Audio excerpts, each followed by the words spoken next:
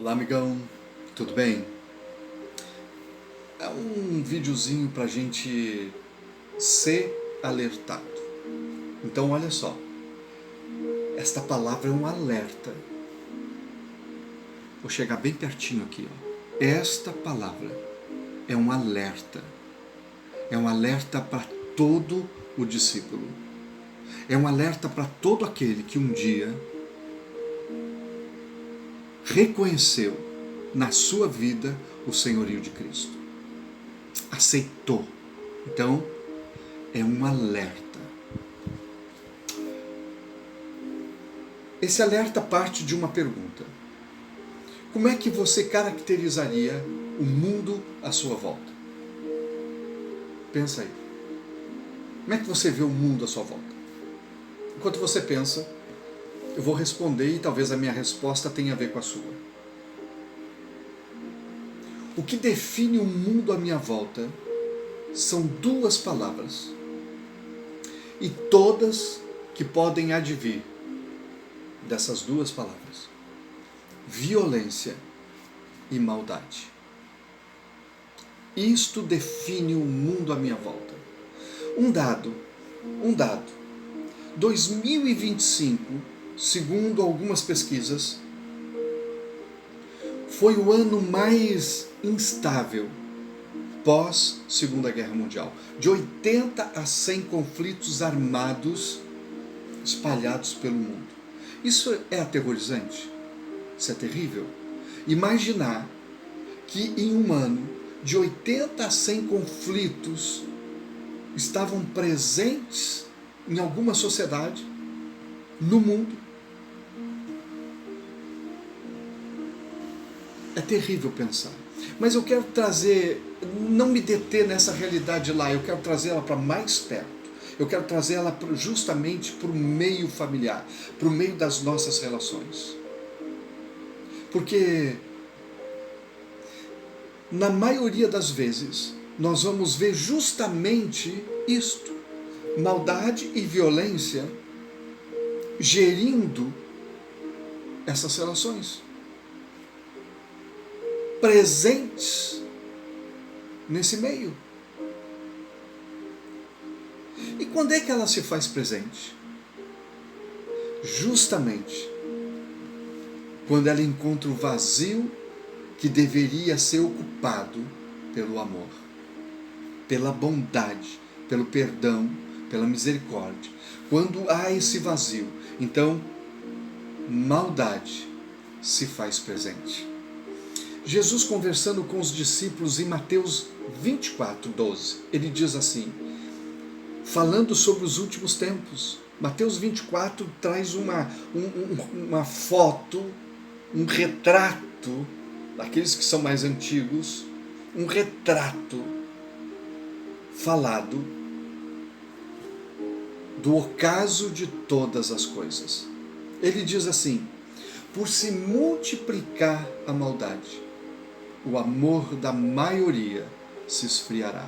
Por isso que eu disse no início do vídeo, é um alerta para o discípulo, é um alerta para o cristão. A gente pode ver o mundo à nossa volta com essa deficiência, essa falta de amor, mas no discípulo não. Discípulo que conhece Jesus não tem carência, não tem falta de amor, não tem falta de perdão, não tem falta de misericórdia, não tem vazio de bondade, de benignidade, nada disso. Esses traços característicos do mestre, presentes na vida do mestre, precisam estar presentes na vida do discípulo também. O princípio das dores se caracteriza, o princípio do fim, o ocaso de todas as coisas, se caracteriza justamente por maldade, por violência. Pais contra filhos, marido contra esposa, amigos guerreando contra amigos. Ninguém mais se entende.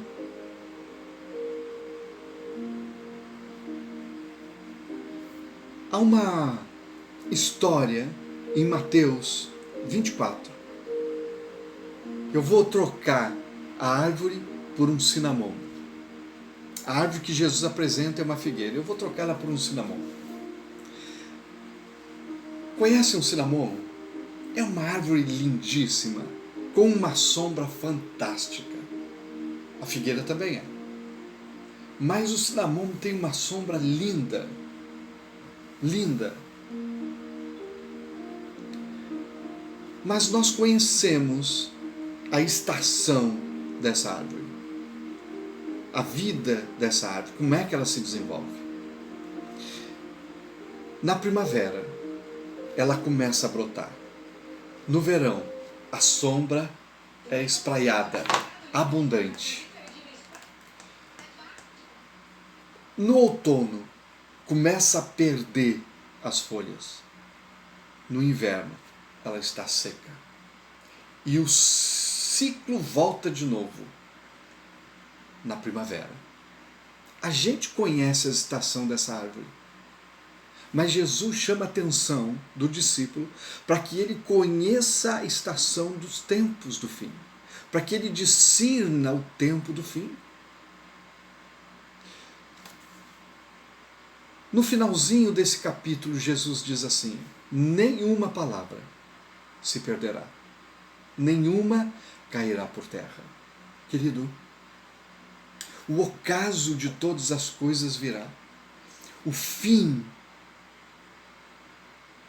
vai acontecer.